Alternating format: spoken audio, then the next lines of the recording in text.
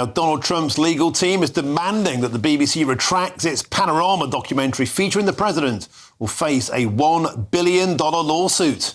In a letter to the corporation on Sunday, his lawyers insisted they must apologise by Friday, by 10 p.m. on Friday, in fact, or face impending legal action. Now, the BBC chairman, Samir Shah, has confirmed they've received the letter and are now considering how to reply. Well, let's now speak with GB News' national reporter Will Godley, who joins us from Broadcasting House. Will, the rain has finally stopped for you, but the thunderclouds are completely gathering for the BBC. This legal letter is blistering, and it could be very, very expensive for the BBC. Tell us more. Yes, certainly could be incredibly expensive for the BBC. And as you say, the rain has stopped and the lights behind me have gone on, these blue lights on New Broadcasting House here. And Martin, I don't know if you wear a mood ring. Of course, that's a ring that changes colour on your mood. Well, the blue light suggests a calm, relaxed and at peace person. Probably not the most accurate reading of how the BBC is currently feeling, going through that legal letter from Donald Trump that they received earlier on today. We've obtained a copy of that letter here at GB News, and I can tell you what Trump is demanding from the BBC. I can tell you he's got three demands. Firstly, that they immediately issue a full and fair retraction of what they describe as false, defamatory and disparaging and misleading and inflammatory statements about President Trump. Secondly, they want the BBC to immediately issue an apology for those statements. And thirdly, they want President Trump to be appropriately compensated. Well, they are issuing this legal letter threatening the BBC under defamation law in Florida, and have given the BBC up until 10 p.m. here in the UK on Friday to respond. And if the BBC don't respond, that legal letter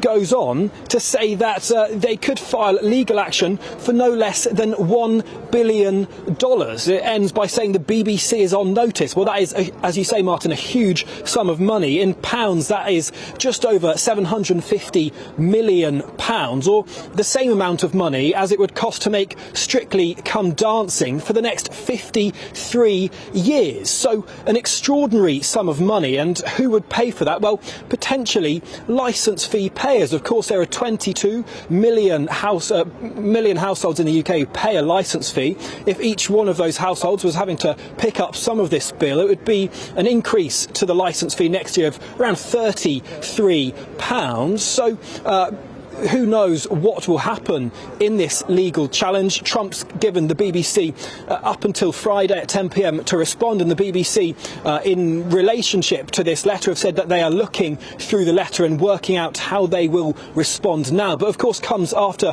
the BBC chairman issued an apology for that BBC Panorama documentary about President Trump earlier today, and also not just about that President Trump documentary, but also more widely allegations of systemic bias at the broadcaster.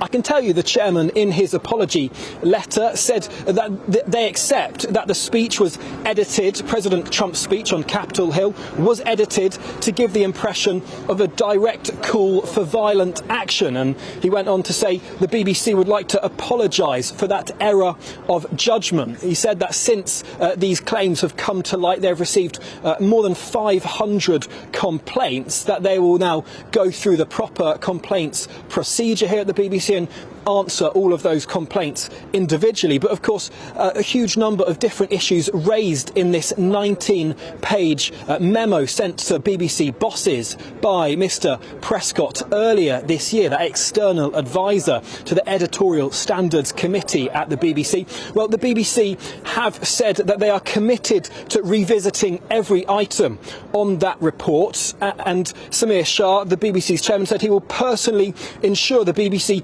continues to take necessary action to ensure that the BBC retains trust and confidence in the public. Right now, that couldn't come at a more important time as they seek to renew their charter, which ends, Martin, in 2027.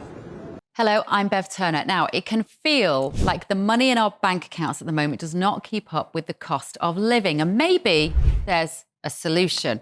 I'm here today with the CEO of TallyMoney, Cameron Parry. Cameron, what is TallyMoney? Well, Bev, with TallyMoney, you get a current account and a debit card, but instead of pounds, you use milligrams of gold as your everyday money. So why gold? Gold traditionally is a great store of value. It has, on average, gone up at over 11% per annum for the last 25 years against the pound. It's tripled in value in the last decade. And in the last 2 years alone, it's increased by 50% against the pound. Banks' savings products just can't compete with that level of growth. But this isn't just about gold. This is about a currency that you guys have created at TallyMoney. Explain it to me as though I'm an idiot. So, look, people need to be able to hold their earnings and build their savings in a money that retains its value and remains in their legal control and remains theirs to access, away from government control. Great. You had me at not exposed to government control. You should feel safe and happy with your money. You should have peace of mind the more money you see in your bank balance, and that's the type of thing we're trying to deliver and give people choice in the type of money they get to use every day. Brilliant. Thank you so much, Cameron. Thank you.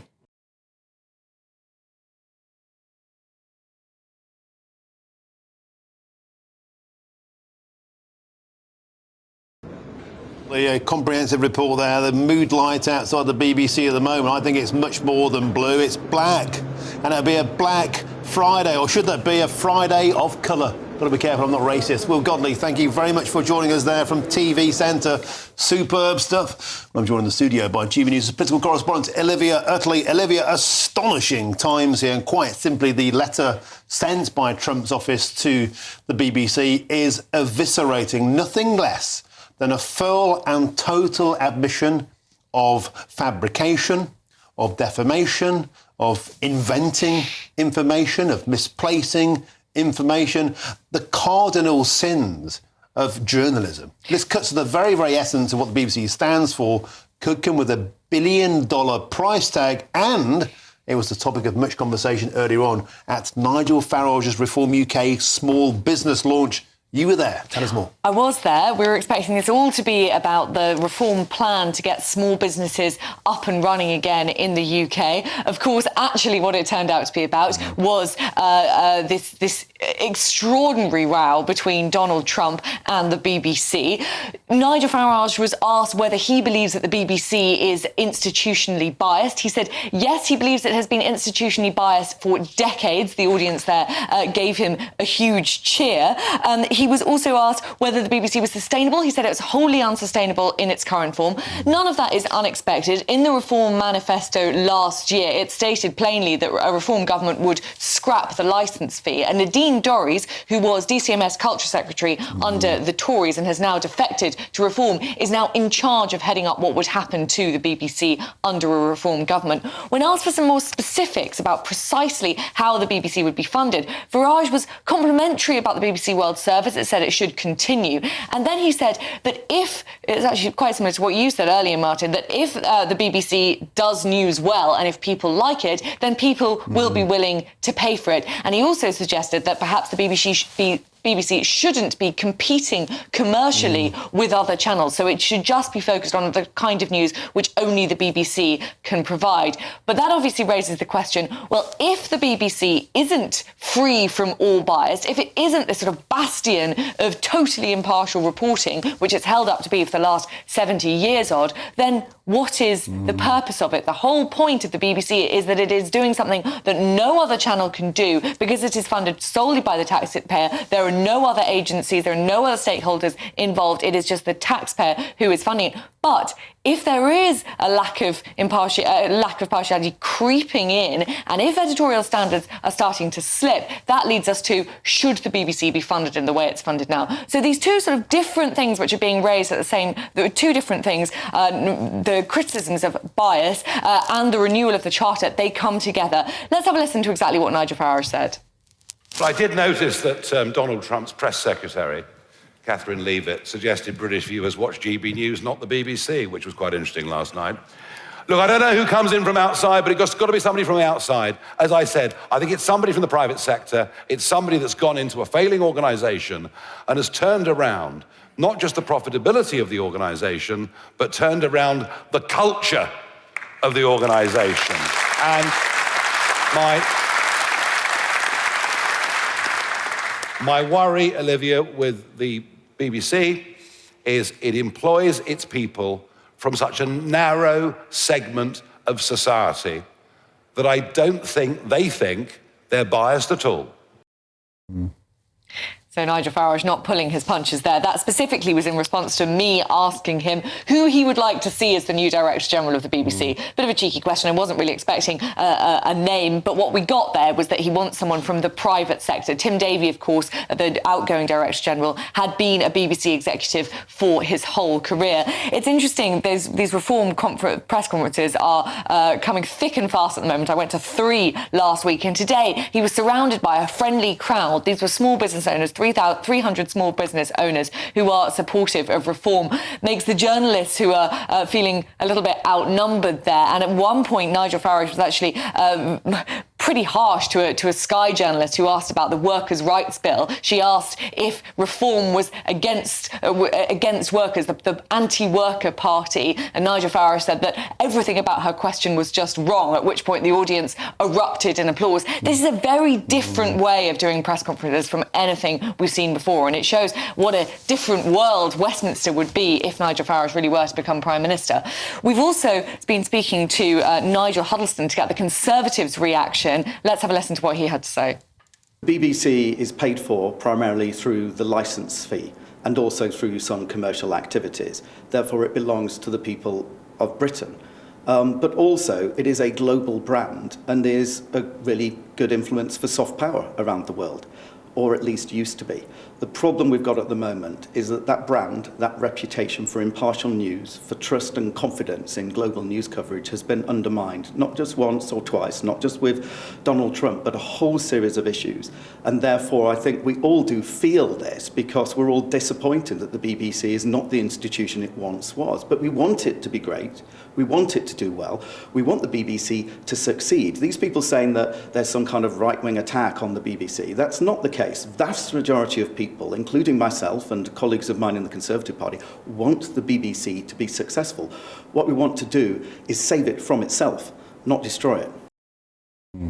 And I think what's interesting that Nigel Huddleston highlighted there is that it was not just this one mistake, as the BBC are calling it, this doctoring of that documentary. It's also the allegations of bias in terms of its war on Gaza coverage. The fact that a film on the war in Gaza was narrated by the son of a Hamas minister, really quite extraordinary. And then you have all sorts of gender-critical journalists, female journalists, who were at the BBC coming forward saying that their views were silenced because of the BBC's institutional bias on trans issues. So what Nigel Huddleston was saying there is that this goes much further than this one single incident of this Panorama documentary being spliced up incorrectly. And I think that at the moment is what the BBC itself doesn't quite seem to have grasped. They have issued this apology, and it is unusual for the BBC to issue such a frank apology, but it's a pretty specific apology. It is about that documentary in particular. And at the moment, the chair of the BBC is saying that Michael Prescott's report, which has highlighted all of this institutional bias, he says that the chair has said that a lot of this report is actually wrong and that he dismisses any allegations of institutional bias. So at the moment, it seems as though perhaps the BBC itself doesn't quite understand how deep the rot has set in. Or how far it goes back, dare I say. Now, how many people watching this show gave up on the BBC during the Brexit years? Now, it goes so far back, and yet today, Olivia, the BBC's media editor still saying this is the coup.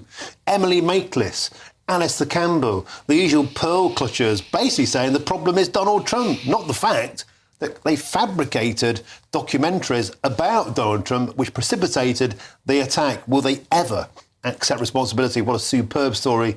Olivia, you've been great today. Thank you very much, as ever, for joining us in the studio in Westminster.